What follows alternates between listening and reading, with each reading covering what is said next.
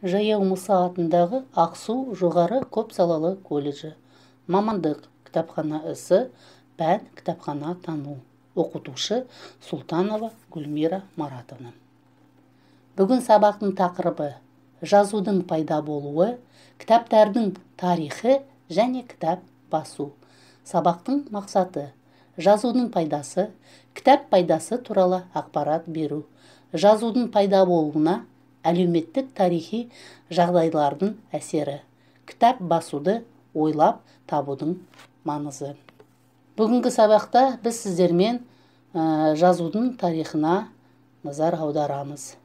Жазудың тарихы өте ерте замандардан басталады. Көне жазуды да, қазіргі жазуды да білудің әрі теориялық, әрі практикалық мәні зор. Біз қазір жазуды сөздердің әріптер тіркесімен белгіленуі деп түсінеміз. Бірақ ол алғашында бұлай болмаған. Сөзді әріппен, дыбыспен, таңбалау кейінірек пайда болды. Оған дейін жазу таңба не бүтіндей сөйлемді, хабарды, не жеке сөзді, не жеке буынды белгілеген. Ежелгі адамдар үңгілерге, жартастарға, тастарға, кейіннен құмыраларға әртүрлі суреттер салды. Суреттерді оюлап, кестелеуді білді. Ру тайпалық қатынастардың дамуы барысында тайпалар кен аймақтарды мекендеді. Енді алыстағы туыстарына хабар беру, жағдайды жеткізу қажеттілігі туды. Соның барысында жазу пайда болды. Жазудың ең алғашқы түрі суреттер арқылы айтпақ болған ойды бейнелеу. Кітаптың алғашқы түрлері ежелгі шығыс елдерінде, Грекияда, Римде, қыш текшелеріне, тақта тастарға сына жазумен жазылды. Біздің заманымыздан бұрынғы 25 ғасырда Мысырда қыш текшелердің орнына қамыс, папирус қолданылды. Біздің заманымыздың бұрынғы 7 ғасырда қамысқа кітап жазу ісі Грекия мен Римде кең өріс алды.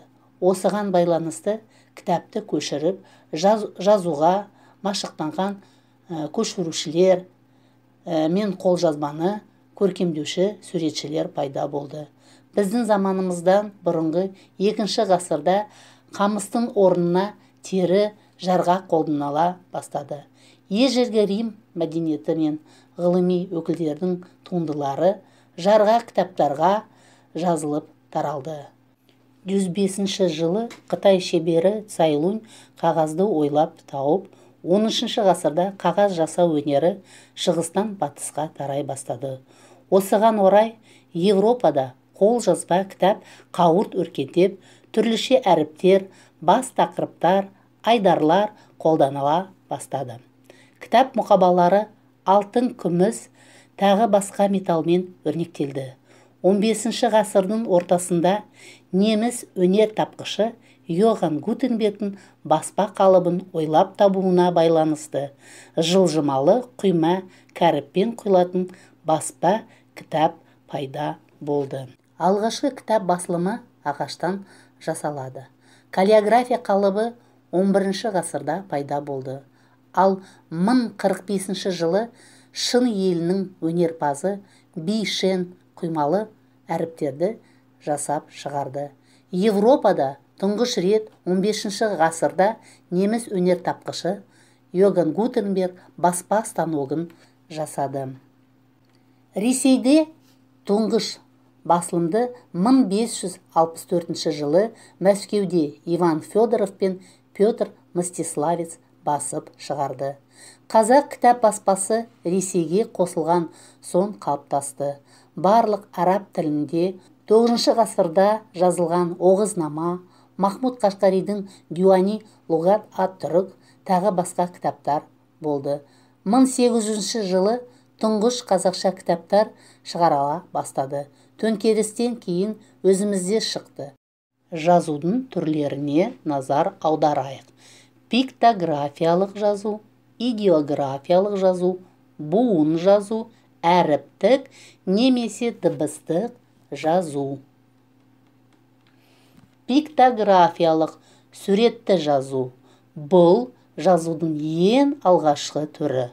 Ол суретке негізделген. Сондықтан мұны кейде суретті жазу деп атай береді. Пиктографиялық жазудың таңбалары бұл суреттер. Идеографиялық жазу. Идеографиялық жазу грекше идея, графо жазу. Жазудың бір түрі. Идеографиялық жазу пиктографиялық жазудан дамыған.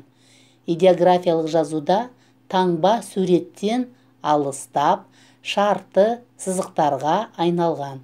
Онда әр таңба бір сөз мәнін білдіреді. Идеографиялық жазу таңбалары идеограмма деп аталады. Идеографиялық жазу жеке сөздерді, морфемаларды сурет немесе шартты таңбалар арқылы белгіленеді. Онда әр сөздің тұрақты графикалық таңбасы, әр таңбаның меншікті мағынасы болады. Идеографиялық жазудың негізгілері: Мысыр жазулары, Ассиро-Вавилон сына жазуы, Қытай иероглифтері. Идеографиялық жазудың таңбалары қазіргі дыбыстық жазуда қолданылады. Мысалы, цифрлар, математикалық, химиялық, тағы басқа ғылыми, техникалық шартты таңбалар.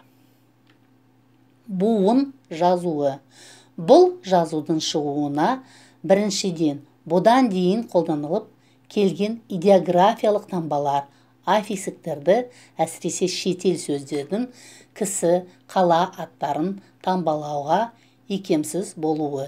Екіншіден, ол идеографиялық таңбалардың саны көп болып, оларды меңгерудің қиынға соққандығынан себеп болды. Әріп жазуы. Әріп жазуының пайда болуына дүниежүзілік мәдениеттің дамуы үшін үлкен маңыз болды. Жазу жүйелерінің ішінде әріп жазуы ең қолайлы жазу.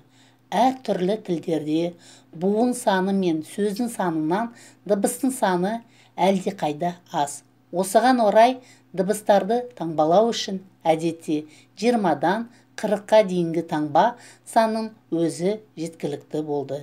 Сабақтың тақырыбын бекіту үшін келесі сұрақтарға жауап береміз. Жазудың алғашқы түрі қандай болды? Ежелгі шумерлерде хат қалай аталды? Ежелгі мысырлықтар қандай хатты қолданды? Орыс алфавитін кім жасады? Қағазды ойлап тапқан адам. Баспа станогын кім жасады? Жазудың түрлері қандай болады? Үй тапсырмасы. Бірінші тапсырма: дәптерге дәріс бойынша конспект жазу. Екінші тапсырма: жазудың пайда болуы тақырыбы бойынша ребус құрастыру. Үшінші тапсырма: берілген тақырып бойынша хабарлама дайындау. Шумерлердің ежелгі жазуы және сына жазуы туралы, қасиетті белгілер, иероглифтер туралы, қытайлықтардың ежелгі жазуы және қағаз өнер табысы туралы. Сәттілік сіздерге тілеймін. Келесі кездескенше.